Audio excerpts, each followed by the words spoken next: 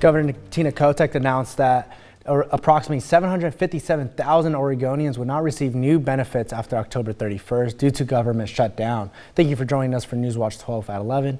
I'm Oscar Rodriguez. Newswatch 12 Grace Ritz dug deeper into what this could mean for Southern Oregonians and how local food pantries are preparing. 1 in 6 residents in Oregon use SNAP benefits to feed themselves or their families. And 22% of Oregon SNAP participants live in Congressional District 2, which includes Jackson, Josephine, and Klamath counties. With SNAP funding being paused, Oregonians may have to find food banks and pantries near them for assistance. For our clients, are they going to be able to eat and do the medicine and pay for rent? Food pantries like First Phoenix Community Center have already seen an increase in people coming for meals and food due to increased food prices, but they are now preparing for even more need. There is fear, and I think we have a pretty broad demographic at our food pantry. It's just more and more. Even with food grants and donations, First Phoenix still buys food for the pantry, and they're concerned about how they'll be able to stock the shelves. The dollars are not going as far as they used to go. We used to be able to purchase a lot more. Now that's much less, and we're looking for other opportunities, other ways to raise money and capital to buy the food. For more information on food pantries and food assistance near you, you can visit our website. Reporting in Phoenix, I'm Grace Ritz. A federal appeals court has ruled today that President Donald Trump can take command of the 200 Oregon National Guard troops. This ruling undoes one of the 2 temporary restraining orders, meaning Trump is currently still prohibited from actually deploying troops. The 3-judge panel said the administration is likely to succeed in its appeal of a lower court order that blocked the deployment. This afternoon, Governor Kotek responded to the ruling. I have repeatedly called on the Trump administration to tell the public exactly what mission he expects National Guard members to do. These citizen soldiers have been pulled away from their families and their jobs for weeks to carry out some kind of mission in Oregon. But the Trump administration has been silent on the answer to my questions. Oregon officials say the city has been unfairly portrayed as violent as the president has cited protests outside Portland's ICE facility as justification for sending troops. But now let's head over to our Storm Tracker 12 Chief Meteorologist Matt Hoffman. Matt, it was kind of a nice day today, right? Yeah, it was quiet. We had a little bit of rain Sunday morning, but today was lovely. Let's take a look. It's cleared totally out. We have clear skies throughout Southern Oregon and Northern California. That's going to set us up for another pretty cold night tonight. We've already dropped down into the mid 40s or so in Grants Pass and Medford, 38 degrees in Montague. It's 37 in Mount Shasta, 36 degrees in Klamath Falls.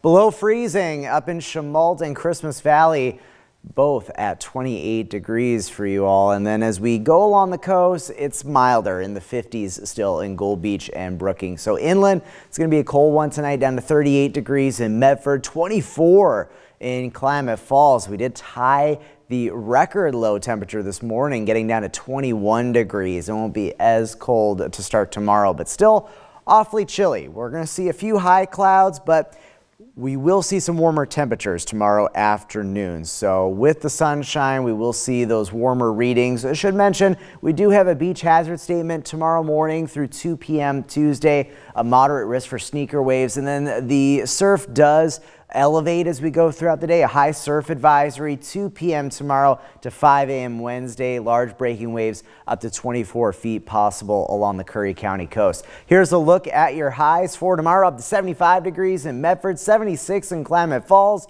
some lower 70s for Brookings and Wairika, and getting into the mid 60s for you folks in Klamath Falls. Above average temperatures, and that'll likely stick around for a few days. Looks beautiful for the weather to wrap up restaurant week in Medford. Tracking some big changes though for Friday. I'll have the details coming up. Oscar?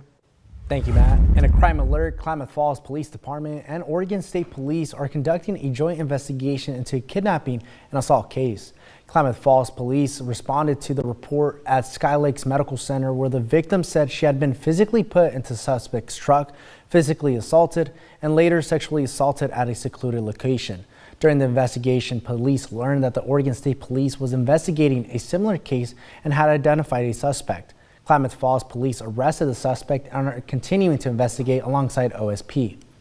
Now, new at 11, last night, 2 people were found dead on a condo balcony in Gold Beach with no signs of foul play. The Curry County Sheriff's Office says they responded to the report of someone who appeared to be deceased and discovered both residents of the condo on the balcony. Neither had any obvious injuries. Police say the 2 may have died from consuming an unknown substance but are continuing to investigate. Moving into our fire watch, local fire agencies are urging residents to use caution when conducting foul burns, despite the official end of fire season.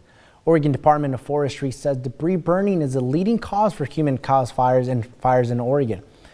Agencies, including Rural Metro Fire, are reminding everyone to obtain burn permits and to know how to safely conduct a burn pile.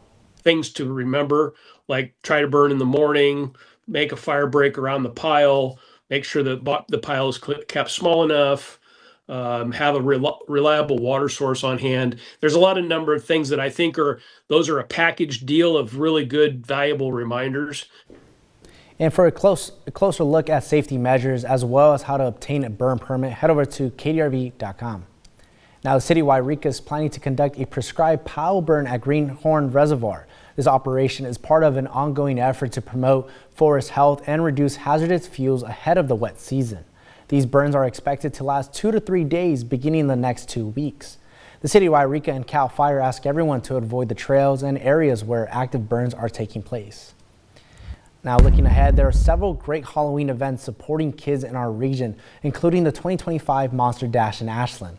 The 17th annual Monster Dash returns to Lithia Park this week, raising money to support local teachers and classrooms. This year's Monster Dash happens this Saturday on October 25th, and it's the foundation's only major fundraiser of the year. Last year's event drew a record-breaking 1,300 participants, and organizers hope to top that number this time around. Now, this week is Teen Driver Safety Week, and local agencies are urging new drivers to be safe on the roads. This means following safety laws, limiting distractions, and putting the phone down. The week also highlights the importance for new drivers to get comfortable on the road before winter conditions like rain and ice begin. Really want to remind teen drivers that they are new at driving. They don't have a lot of experience. We're heading into winter months with rain and snow and ice, and driving is hard enough as it is. When you have your friends in the car and they can be distracting. Cell phones, put your cell phone down, focus on what you're doing, and just get comfortable driving. Agents are also asking all drivers on the road to be patient with the new possible drivers. And with 6 days left on our Codes for Kids campaign, we are shifting into high gear thanks to a big boost from a group of local car enthusiasts from the Rogue Valley Corvettes gathered at Twin Creeks Park today with a generous check, a pile of warm coats, and a special challenge for other clubs across the valley. Newswatch 12 Samantha Cadero was lucky enough to receive the check and had a little fun checking out some of the Corvettes. Valley Corvettes is pleased to present KDRV with a check for $1,550 towards Code for Kids. Members of Rogue Valley Corvettes didn't just show up with a check. They also brought more than 20 coats. All our club has been donating this cause for many years. Rogue Valley Corvettes would like to put a challenge to all car clubs in the valley to match or beat our contribution with a check or as many coats as they can provide. Rogue Valley Corvettes was formed in 2006 by a group of people that love Corvettes and cars in general. So it's always been our mission statement to give back to the community. And after the check handoff, I got a closer look at some of the cars. From a 1993 C4, each one of these has its own story and its own style. This model, they finally put the engine where it belongs, which is in the middle behind the passenger compartment. And that change in the gravitational aspects of it. You would think that this would be the engine, but it's really the trunk. How cool is that? From shiny rims to roaring engines, in a generous donation, Rogue Valley Corvettes are helping us drive closer to our goal of making sure every child has a coat this winter. Reporting in Central Point, I'm Samantha Cadera.